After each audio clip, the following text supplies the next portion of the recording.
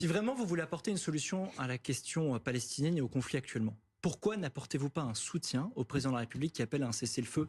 Il ne fait Pourquoi rien. n'apportez-vous pas savez, un monsieur soutien au président de la Rodwell. République qui appelle Vous savez que vous n'avez jamais tweeté sur le cessez-le-feu. Jamais. Contrairement à vous. Bien sûr que j'ai tweeté On a sur le l'impression que vous ne cessez-le-feu. tweetez. J'aimerais comprendre votre Est-ce que vous position êtes pour très ou contre clairement la sur cette reconnaissance question. d'un État palestinien? Nous aussi, on peut vous poser des questions. Mais je suis très à l'aise sur le sujet. Immédiatement.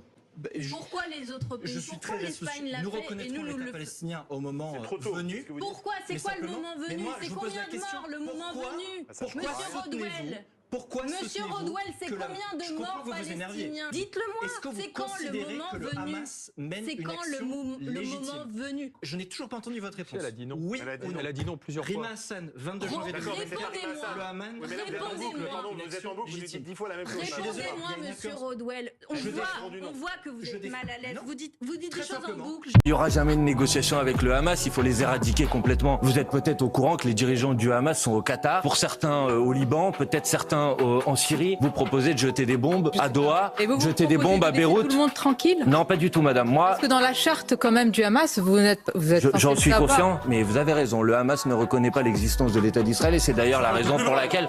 Ça va un peu plus loin, ils veulent l'éradiquer. Oui, vous avez raison. C'est une nuance qui est importante, Mais vous en vu que conviendrez. vous êtes équilibré, monsieur Bokkoté, dans la charte du Likoud, on ne reconnaît pas l'État palestinien. Ça ne vous a peut-être pas échappé. Le parti de monsieur Netanyahou, hein, dans la charte de fonctionnement de ce parti, on ne reconnaît pas l'État pas simplement- palestinien. Donc, je hein, simplement là, revenir peut-être sur la que ça question. vous indigne au moins. La question n'est pas là. Quoi? Je l'ai foutu dehors. Que vous ne direz jamais, vous, aujourd'hui, au roi d'Arabie Saoudite, que ce qui est en train de se passer dans son pays est absolument inadmissible. Et comme vous l'avez dit, barbare. Vous savez pourquoi? Parce qu'ils ont l'argent qui vous fera taire. Vous et toute la classe politique française. Alors, vous allez citer d'autres chiffres qui sont ambivalents. 46% des musulmans pensent que l'islam est plus important que la République. Mais la question même, elle est tendancieuse. Je vais vous poser une question simple. Vous êtes un catholique pratiquant, monsieur. Dans votre vie, qui est le plus important, Jésus ou Chirac? de nazis, Guillaume Ancel, ils vous appartiennent, ces mots, mais néanmoins, ils sont très forts. Je travaille avec le mémorial de la Shoah. Oui. D'accord. Ma marraine est juive. Donc, le premier qui essaie de me traiter d'antisémite comme Netanyahou, il viendra m'expliquer comment il fait les choses. Ce n'est pas ce que je veux faire. Vous savez la je portée de dis- ces mots et à quel point ils sont Je dis contestés. Je vais vous tous les expliquer. exécuter volontairement une centaine de civils tous les jours, parce que c'est ça que fait Netanyahou aujourd'hui sur la bande de Gaza. Il n'y a même plus de cible du Hamas. C'est des bombardements. Aujourd'hui, on tourne entre 100 et 150 bombardements par jour sur la bande de Gaza. Il n'y a pas de cible militaire. Les militaires israéliens essayent de convaincre Netanyahou d'arrêter cette boucherie, et lui leur répond, je pense à Yair Golan, qui est quand même le patron de la gauche israélienne, qui est un ancien général, il le traite d'antisémite. Mais enfin, voilà, il a débordé complètement, et je suis désolé, ce qu'il fait aujourd'hui, c'est une méthode de nazi d'aller exécuter des gens qui n'ont aucun rapport avec la prise d'otages. Pas de guerre. Parce qu'une guerre, c'est entre deux armées. Il n'y a pas d'armée à Gaza.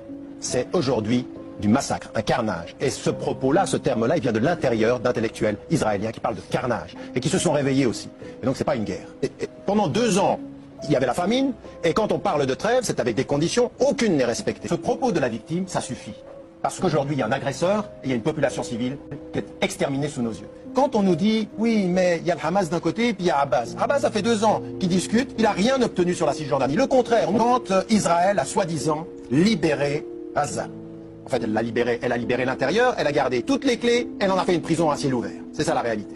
Et donc on nous annonce, toutes les télévisions étaient là. Aujourd'hui, quand il y a un massacre, la télévision ne peut pas montrer. Il n'y a personne qui peut montrer ce qui est en train de se passer. Donc quand on soi-disant libère quand on enlève les colons, la télévision est partout pour montrer la tristesse absolue de ces colons, mais on ne dit pas qu'au moment où on en enlève 8000 de Gaza, on en met 12 000 en Cisjordanie.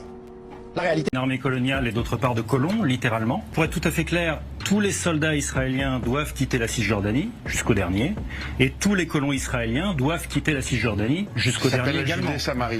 Vous appelez ça comme vous voulez, et moi je l'appelle comme je veux aussi. Et en l'occurrence, la Cour internationale de justice des Nations Unies, pas moi, la Cour internationale de justice des Nations Unies explique que c'est un des territoires de la Palestine, avec aussi Jérusalem-Est et Gaza, et qui sont occupés illégalement par Israël. Alors, une fois qu'on a dit ça, oui, effectivement, quand vous avez des soldats qui n'ont rien à faire là, qui se retrouvent dans des violences, avec des colons qui n'ont rien à faire là non plus, moi j'ai une solution très simple, il faut qu'ils s'en aillent tous de toute façon. Est-ce qu'un juif peut être colon en Judée? Bah, s'il n'est pas né en Judée, bien sûr que oui. C'est logique. Je trouve surprenant d'avoir la mémoire sélective parce que je vais vous prendre un seul exemple. Les Yabroutiens, c'est un peuple qui est arrivé de Syrie à la préhistoire, donc bien avant les Juifs, et qui s'est installé sur le territoire qu'on appelle aujourd'hui Israël ou la Palestine. Si j'utilise l'argument du droit historique, vous êtes censé partager cette terre avec la Syrie. Vous voyez bien qui a gagné. Gazaoui, je n'aurais qu'une envie, c'est me retrouver avec ceux qui sont face aux soldats israéliens. Parce que ma dignité d'homme m'appellerait vers cette frontière. C'est moins important pour nous de recevoir un militaire de l'armée israélienne. Vous avez dit l'utilisation de la terreur pour atteindre un objectif, ça s'appelle du terrorisme. C'est que la politique qui est menée par Israël à Gaza, c'est que la politique d'apartheid qui est menée en Israël, ce que votre armée a fait à Gaza à l'occasion de l'opération Plomb Durci, c'était un acte d'humiliation. Vous avez semé la terreur. Et votre pays mène une politique terroriste. Et donc, on a des terroristes en face de terroristes. Vous êtes venus nous faire, avec vos images de propagande, que vous distillez peut-être en Israël, pour convaincre les Israéliens de financer votre armée, de financer vos actes. Vous vous prétendez une démocratie, mais vous enfermez les gens sans les juger. Vous avez eu la dignité de ne pas venir nous expliquer pourquoi vous avez tiré sur des petits garçons ou sur des petites filles. Et vous avez bien vu qu'en face de vous, vous aviez des jeteurs de cailloux, des gens qui faisaient voler des cerfs-volants, vous avez des pneus brûlés. Vous appelez ça la terreur. Moi, quand je manifeste sur le port du Havre, parfois les dockers font brûler des pneus et ça fait la même fumée. Et c'est un acte de résistance. Aujourd'hui, les Palestiniens ont droit à cette résistance. Le chemin pour la paix, c'est entendre ce peuple palestinien qui ne peut pas rester cantonné dans le ghetto de Gaza. Vous devez les sortir. Ils doivent pouvoir retrouver leur terre. Un peuple est enfermé et parqué dans la bande de Gaza. Si j'étais Gazaoui, je n'aurais qu'une envie, c'est me retrouver avec ceux qui sont face aux soldats israéliens. Parce que ma dignité d'homme m'appellerait vers cette frontière. Le blocus illégal de Gaza est encore en cours. Et vous nous expliquez que seuls les Israéliens amènent de la marchandise à Gaza. Mais il n'y a pas le choix. Aucun autre pays ne peut envoyer de la marchandise à Gaza. J'ai voulu aller à Gaza par la mer, ça a été impossible. Le Gaza est sous blocus. Il y a la question des enfants prisonniers, il y a la question du mur, il y a la question de la guerre de l'eau qui mériterait que l'on discute. Vous menez une politique de terreur.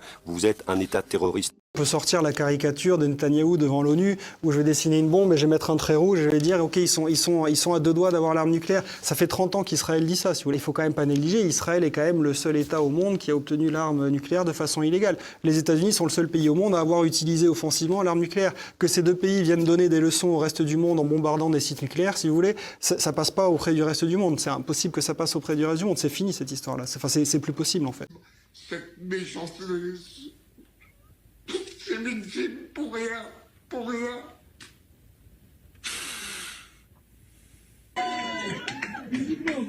On va les dégommer bien.